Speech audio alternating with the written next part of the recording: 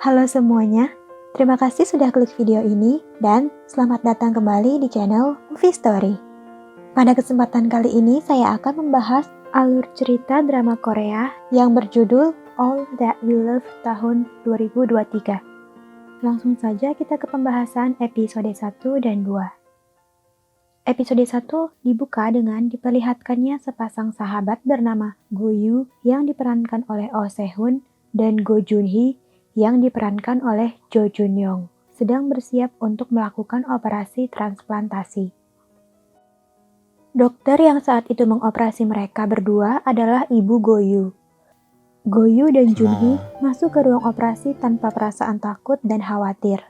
Tidak ada yang tahu bahwa di tengah proses operasi, terjadi hal yang di luar kendali dan salah satu monitor menunjukkan bahwa hanya ada satu pasien yang selamat. Scene beralih maju 17 tahun setelah kejadian itu ke tahun 2023. Seorang pria sedang bersiap untuk melakukan aktivitasnya. Saat itu, angin bertiup dan menerbangkan sebuah foto yang memperlihatkan dua remaja laki-laki dan satu remaja perempuan. Di belakang foto tersebut, tertulis kalimat, "Semua hal yang kita cintai." Lalu, ingatan sang pria terbang kembali ke tahun 2006. Di sebuah SMA, Go Yoo terlihat sedang bertanding basket melawan sekolah saingan, sementara Joon-hee terlibat perseteruan dengan seorang senior. Setelah melalui pertandingan yang sengit dan panas, Go Yoo dan tim SMA Hara berhasil memenangkan pertandingan. Di sisi lain, Joon-hee terselamatkan oleh kemunculan guru yang menghentikan si senior yang mencoba memulai perkelahian. Akan tetapi, si senior yang tidak puas kembali menghampiri Joon-hee di kelasnya dan melanjutkan tujuannya memancing keributan. Saat itulah Go Yoo kembali setelah menyelesaikan pertandingan dan membela Joon-hee.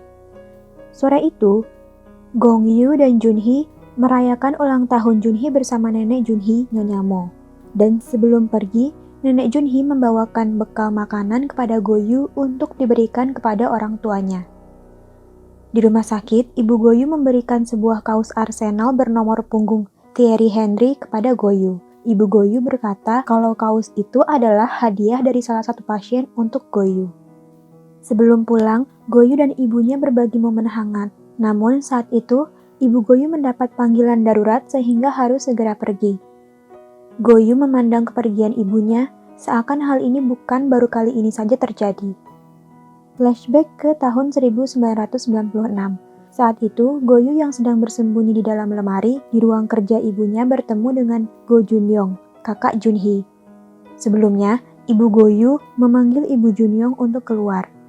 Tindakan itu mengindikasikan bahwa kondisi Jun-young sepertinya tidak baik.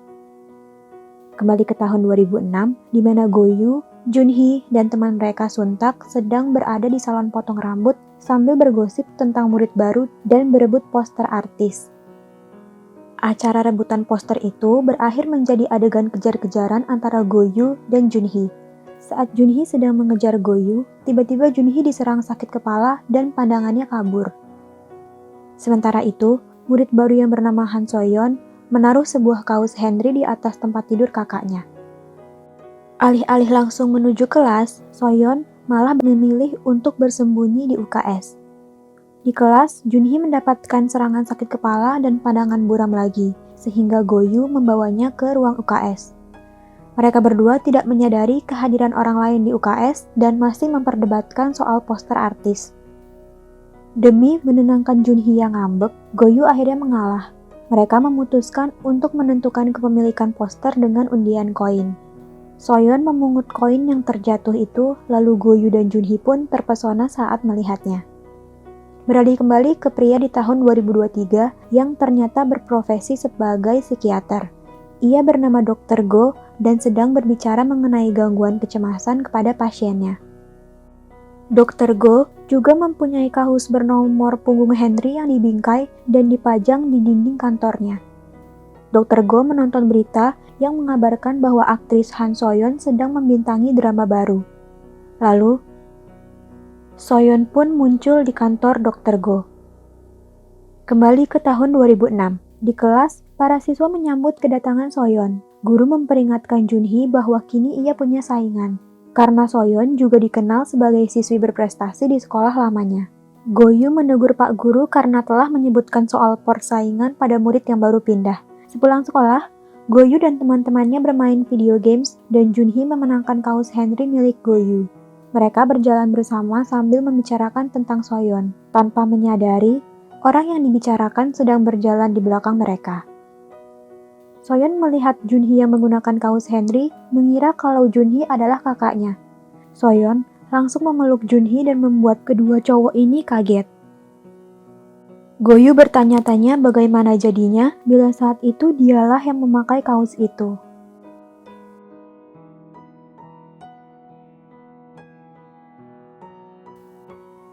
Setelah menyadari bahwa ia salah orang, Soyeon pergi meninggalkan Goyu dan Junhee seolah tidak ada hal yang terjadi.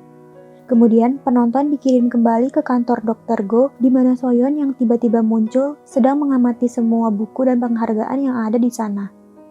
Soyeon meminta Dr. Go untuk menuangkan soju ke dalam kopinya, namun Dr. Go berkata ia tidak minum. Soyeon mengatakan kalau seharusnya ia datang menemui Dr. Go lebih awal. Ini sudah 16 tahun sejak mereka terakhir kali bertemu, tetapi Soyeon senang ternyata Dr. Go belum menikah. Kembali ke tahun 2006, Goyu dan Junhee tidak senang melihat sikap Soyeon yang kasar kepada murid lain.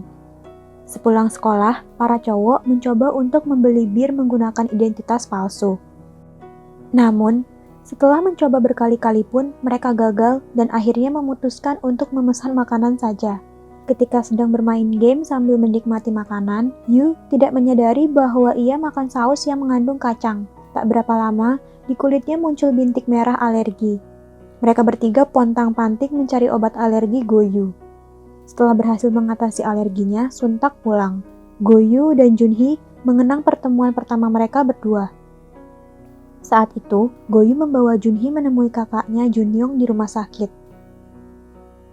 Seharian itu ketika sedang melakukan perburuan bir, para cowok bertemu dengan Soyeon tetapi mereka tidak saling tegur. Sementara itu di kafe tempat part-time-nya, Soyeon melihat sebuah jam tangan milik teman kerjanya di ruang staf.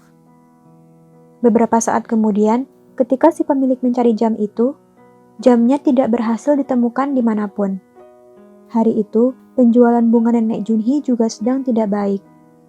Setelah Goyu pulang, Junhee kembali diserang sakit kepala, tetapi ia segera minum obat agar bisa lanjut belajar. Junhee sadar sehari sudah larut, kemudian pergi mencari neneknya. Nenek Junhee menyadari Junhee demam, namun Junhee menutupinya dengan membuat alasan. Keesokan harinya, Junhee menggunakan kacamata. Di tahun 2023, Soyeon kembali mengunjungi Dr. Go yang sekarang menggunakan kacamata. Kali ini, Soyeon berdandan dan membawa soju untuk ditambahkan ke dalam kopinya. Soyeon berusaha membangun percakapan yang akrab, lalu mengeluhkan mengapa Dr. Go menjalani kehidupan yang membosankan.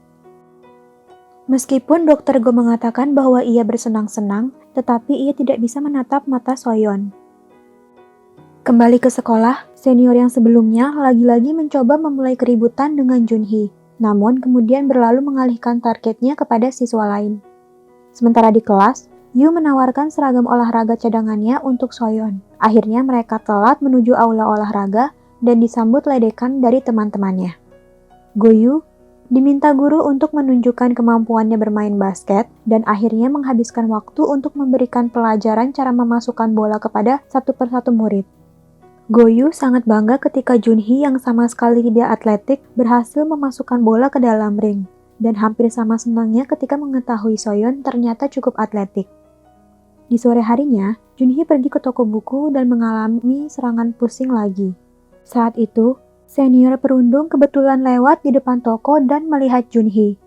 Ia menyeret Junhee ke sebuah gang, memukulinya, lalu mengejeknya bahwa saat ini Goyu si penyelamat Junhee tidak ada di sana. Sementara itu, Goyu yang berada di rumahnya terlihat gelisah dalam tidurnya.